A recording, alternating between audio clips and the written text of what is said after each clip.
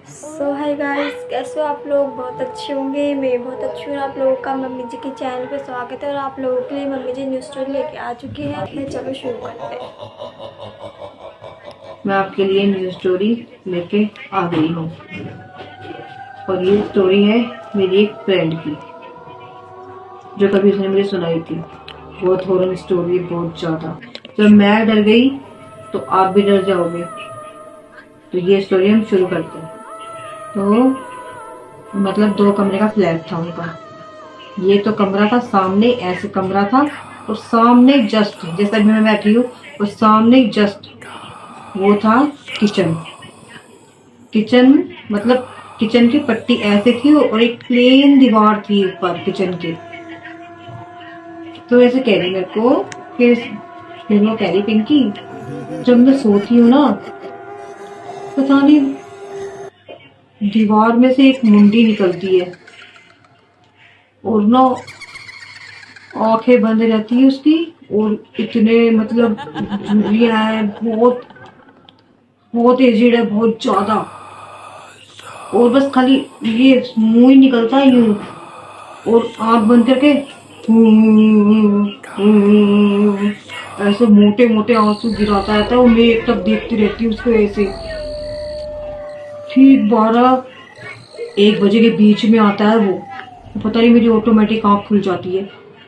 और मतलब उसके बाद ऐसा लगता है जैसे हमारा ऐसे मतलब ये सामने है किचन, उसके जस्ट थोड़ा सा दूर वॉशरूम है। वॉशरूम में से कोई निकल के उनके जैसे वो रूम में सोती उसके जस्ट एक और रूम है, ऐसे पैर रकस रकस के एक जैसे एक टांग से मतलब लंगड़ा हो, वॉशरूम से निकल के ऐसे रेंग रेंग के दूसरे कमरे पे जाता है। मेरे साथ डेली होता है, डेली। मतलब वो जो एक पैर से जो लंगड़ा के चलता है वो तो नजर नहीं आता मुझको, बट उसकी मुझे मतलब अगर हम कोई चीज घसड़ रहे हैं, घिस रही है कोई चीज, तो हमको क्या आवाज भी सुनाई देगी। बहन मुझे आवाज सुनाई देती है, मुझे कह रही पिंकी मेरे को आवाज सुनाई देती है। और वो अंकल तो मुझे मुंडी निकाल के रोज 12-1 बजे के बीच में आते हैं और रोज रोते हैं। तो मैंने पूछा, तूने कभी पूछा नहीं कि अंकल जी क्या हो गया? कह रही अगर पूरा सर दिखे तो मैं बोलूँ ना, शरीर तो दिखे पूरा, सिर्फ उसका सर सर दिखता है, इतना मुंडी, और दीवार में से कैसे निकल के आ जाएगा बिल्कुल आर पार। वो कभी आंख नहीं खोलता, इतना खाल लटक रही है उसकी, ऐसे वो लटक रही है खाल, और आंखें इतनी मोटी मोटी और इतने मोटे मोटे आंसू गिराते हैं। ऐसे रोते हैं और मेरे को डर लगता है। मैं किसी को हिम्मत नहीं होती कि मैं किसी को जगा दूं, मतलब किसी को उठा दूं। मैं ऐसी हो जाती हूँ, उसी को देखती रहती हूँ। जैसे वो अंकल जाते हैं तो ऐसा लगता है वॉशरूम से कोई एक टांग से रिकस रिकस के हमारे दूसरे वाले कमरे में जाते हैं। उसने कई बार कोशिश करी बताने की, बट वो बता नहीं पाई किसी को, डर के मारे कि और कोई भी डर जाएगा। मेरी फ्रेंड बोली मैं एक दिन सो रही, फिर वही टाइम बजते ही मेरी आँख खुल जाती और बस मेरी निगाह यूं रहती है, मेरे आसपास से कोई गुजर जाए मुझे पता नहीं चलता। उस दिन मेरी मम्मी जगी होगी, मैं उसको देखे जा रही, वही अंकल जी फिर निकल गए। फिर वही हादसा हो रहा मेरे साथ। मैं मतलब उस दिन तो ऐसा हुआ, वो अंकल जी बहुत देर तक रहे, मैं उसको देखती रही। पता नहीं क्या हुआ, मम्मी मुझे ऐसा लग रहा मुझे मैं कोई हिला रहा है, पर मैं हिल ही नहीं रही हूँ, मैं जग नहीं रही हूँ। जग आंखें खुली है पर ऐसा लग रहा जैसे मैं सो रही हूँ, मुझे कोई जगा रहा है, पर मेरी आंखें वहीं पे। फिर मेरे को इतनी तेज थप्पड़ पड़ा। मेरी फ्रेंड ने बोला कि मेरे को कितनी देर थप्पड़ पड़ा, देखा हो तो होश में आई तो मम्मी। वो मेरी फ्रेंड ने बोला कि मेरी मम्मी ने बोला कि तू ऐसे क्या देख रही थी कि मैं तेरे को इतना झंझोड़ा कि तू जगी नहीं है, ऐसा क्या देख रही थी दीवार पे, क्या टंग रहा था, कुछ दिख रहा था? थोड़ी देर तो मतलब मेरे से कुछ बोला ही नहीं गया। मम्मी ने तो तेज थप्पड़ मारा, उस थप्पड़ का भी कोई असर नहीं हुआ उस लड़की पे, मतलब मेरी फ्रेंड पे। तो थोड़ा सा होश आया, उसे पानी वानी पिलाया कि भाई हुआ क्या, बता क्या हुआ, ऐसे क्यों घबरा रही? मम्मी मम्मी उसने बोला मेरे फ्रेंड ने, मम्मी मम्मी मैं यहाँ नहीं सोऊंगी, मम्मी मम्मी मैं यहाँ नहीं सोऊंगी। क्यों भाई क्या हुआ, क्या बता तो सही, क्या दिखा तेरे को?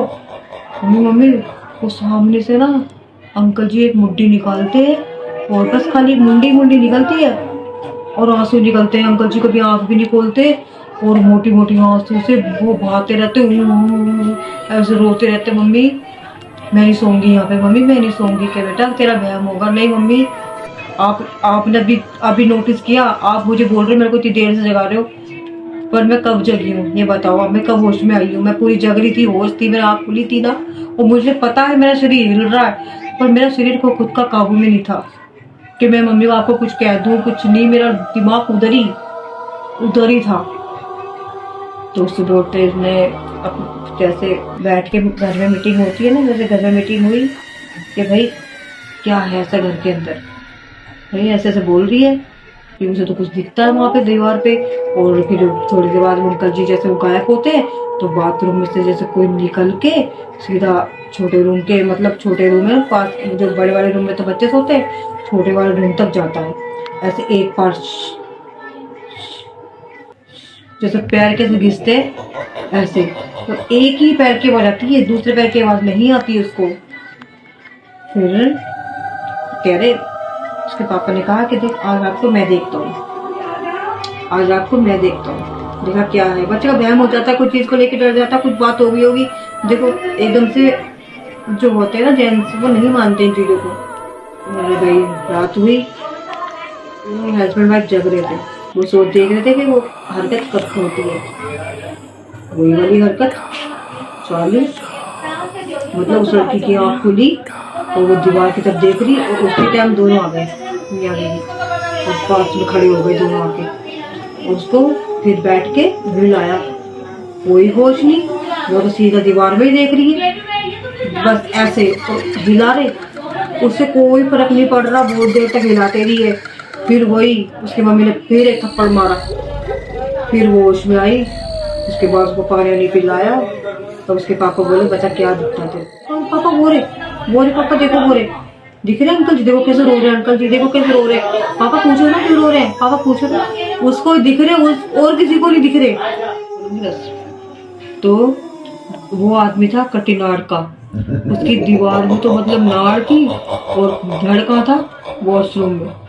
रात को 12-1 बजे के बीच में तो नाड़ जाती थी, और उसके बाद जैसे उसकी नाड़ की हद खत्म होती, उसके बाद उसका धड़ जागता था। तो नाड़ अलग धड़ अलग, तो वो कटिन नाड़ का था। कोई पंडित होंगे उनके घर के, पंडित को बुलाते हैं, फिर उससे पूछते हैं हाँ बेटा क्या बात है, क्या दिखता है तेरे को। तो बोलती है पंडित जी ऐसे ऐसे दिखते हैं मुझे, अंकल जी आते हैं एजिड और रोते हैं, और बस खाली नाड़ ही नाड़ होती है, और शरीर तो उनका कुछ भी नहीं दिखता, सिर्फ ऐसे मुंह निकाल के और रोते रहते हैं। और फिर जैसे वो गायब होते हैं, फिर वॉशरूम से एक पैर के झकसने की आवाज आती है, और वो आवाज कहाँ खत्म होती है, छोटे कमरे में। फिर ऐसे फिर वो ताबीज बांधते हैं, डोरा वोरा देते हैं उसको, फिर कहते हैं कि घर में हवन कराओ। जब भी ऐसे कोई बच्चों पे, मतलब जब बच्चे कुछ बोले तो मान भी लेना चाहिए, हर चीज का कोई मजाक नहीं उड़ाना चाहिए, हर बच्चे का विश्वास करो। जब इतना बड़ा बच्चा बोल रहा है तो कुछ हो ही रहा होगा उसके साथ। हम सोचते हैं पता नहीं किस पास में बच्चा, कभी हम भूत के नाटक देख लेते हैं तो सोचते दिमाग में बैठ गया होगा, तो ऐसे ही भूत नजर आ रहे हैं इनको। तो प्लीज आपसे गुजारिश है, जब बच्चा कुछ ऐसा बोले तो आप उन बच्चों की बात मानो, और घर में पंडित बुला के एक सत्यनारायण की कथा घर के अंदर जरूर करवा लो। क्योंकि देखो सत्यनारायण की कथा होती है ना, हवन होता है, जितनी धुआं दूर दूर जाती है ना धुआं, उतनी बुरी चीजें, नेगेटिव चीजें बाहर जाती हैं।